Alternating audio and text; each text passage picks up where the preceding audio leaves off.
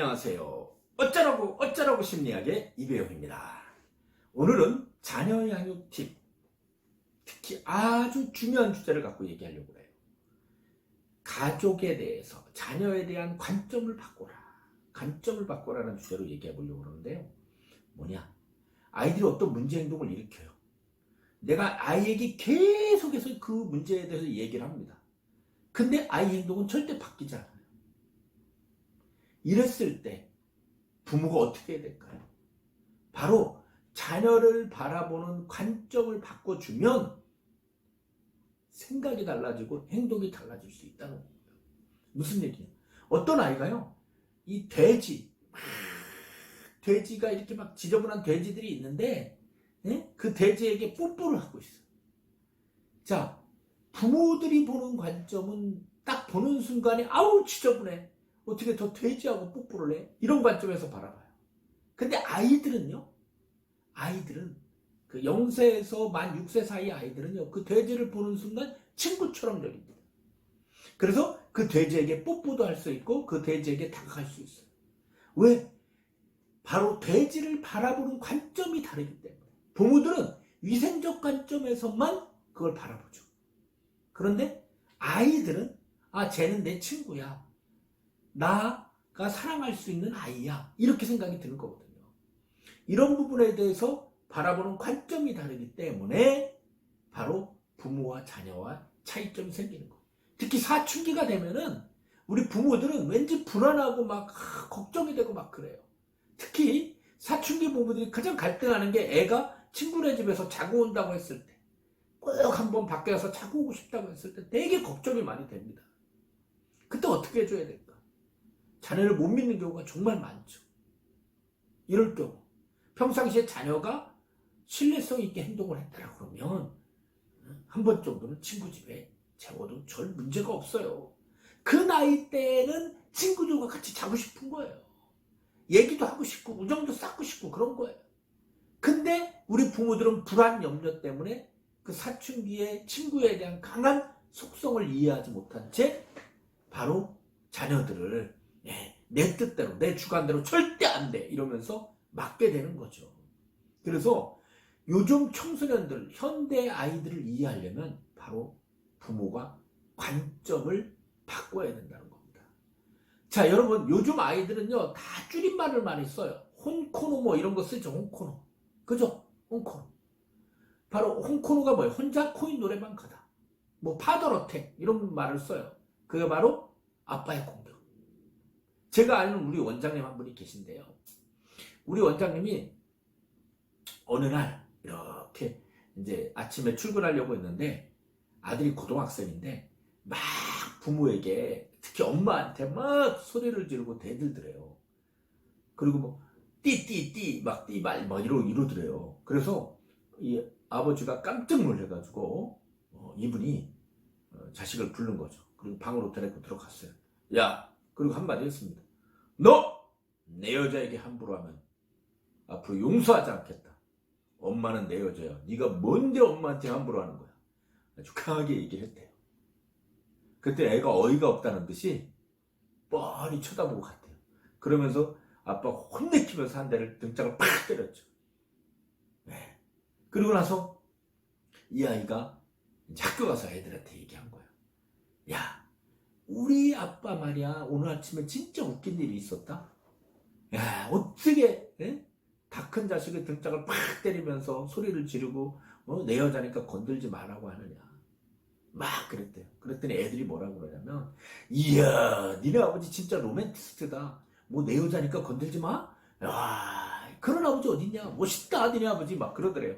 그랬더니 얘가 이렇게 얘기했답니다. 너무 어이가 없어서, 야, 로맨티스트가 아니고 테러리스트야, 막 이렇게 얘기했대요. 예. 자, 똑같은 관점에서 로맨티스트가 될 수도 있고 테러리스트가 될 수도 있습니다. 바로 어떻게 생각하느냐에 따라서, 어떤 관점에서 바라보느냐에 따라서 달라진다는 거죠. 자식 10명을 둔 아버지에게 사람들이 물었습니다. 식사 시간에 어떻게 그렇게 자녀들을 얌전히 앉혀서 밥을 먹입니까? 이렇게 물었대요. 그러니까 아버지가 대답했습니다. 아주 쉽습니다. 어렵지 않아요. 9명분만 차려놓고 호루라기 불면 냅다 떼옵니다. 자, 이게 아버지의 방식이야. 기존의 방식으로 애를 고칠 수 없으면 너 왜 안 오냐, 밥 먹어라, 난리치고 소리 지르고 아무리 해봤자 안 되더라는 거예요. 근데 어느 날 9명분, 10명분이 아니라 9명분만 딱 차려놓고 이 시간대 하면 밥 없어라고 하니까 모든 아이들이 뛰어오더라는 겁니다. 이게 바로 보는 관점, 문제 해결의 방식을 바꾼 결과죠.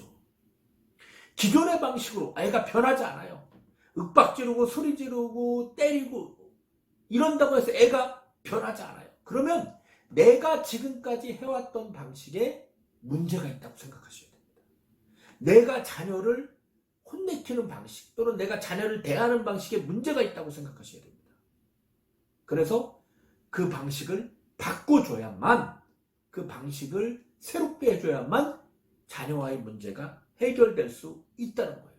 이게 내가 이렇게 화낼 만한 일인가?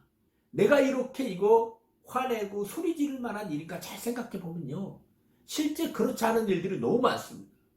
우리 부모들은요, 그렇게 화내고 소리 지를 만한 일이 아닌데 애한테 막 소리 지르고 화를 내요. 자기 감정에 따라서. 그래서 자녀를 바라보는 관점을 바꾸는 게 아주 중요하다. 어떤 아버지가요, 자녀를 데리고 어느 부잣집 아버지였는데 시골 마을에 내려갔어요. 그래가지고 이제 시골에서 가난한 사람들이 어떻게 사는지를 보여주려고 데려갔어요. 그래서 거기서 한 2, 3일 정도 거기서 농장에서 일을 하고 보냈어요. 그리고 돌아오면서 아버지가 아들에게 물었습니다. 어때, 재밌었어? 그때 애가 얘기하죠. 아빠 너무 재밌었어. 그래서 가난한 사람들이 어떻게 사는지 너 알게 됐냐? 그래 물었더니 아이들이 대답을 했습니다. 우린 개가 한 마리뿐인데 그 사람들은 4마리더라고요. 우린 수영장이 마당에 있는데 그 사람들은 전체가 다 수영장이더라고요. 우리 집 정원에는 수입전등이 있는데 그 사람들은 밤에 별이 총총 빛나더라고요. 그리고 우리는 하인들이 도와주는데 그 사람들은 많은 사람들이 서로 도와주더라고요. 우리는 작은 땅 안에서 사는데 그 사람들은 아주 넓은 땅을 가지고 있더라고요. 우리는 음식을 사 먹는데 그 사람들은 직접 길러서 먹더라고요. 우리 집은 담장으로 둘러싸여 있는데 그 사람들은 많은 이웃들과 친구들로 둘러져 있더라고요. 이렇게 얘기했습니다. 그래서 아버지가 망연자실할 수밖에 없었죠. 그러자 아들이 마지막 쐐기를 박습니다. 아들이 이렇게 합니다. 아빠 고마워, 우리가 얼마나 가난한지를 알게 해줘서. 이렇게 얘기를 했습니다. 자, 똑같은 사물을 보더라도 어떤 관점에서 바라보느냐가 너무나 많은 차이를 일으키더라. 우리 부모 자식 관계도 마찬가지입니다. 어떤 관점에서 우리 부모가 어떤 관점으로 우리 아이를 바라보고 어떤 관점으로 우리 아이를 생각하느냐에 따라서 너무나 많이 달라지더라. 그래서 바로 부모가 자녀를 바라보는 관점을 받은 거라. 이게 바로 중요한 양육의 비결 중에 하나입니다. 내가 기존의 방식으로 아이가 변하지 않는다면 새로운 방식으로 아이를 바라볼 수 있어야 된다. 바로 이것이 가장 중요한 양육의 팁이고 비결입니다. 어쩌라고 심리야. 여러분, 다음 시간에 뵙겠습니다.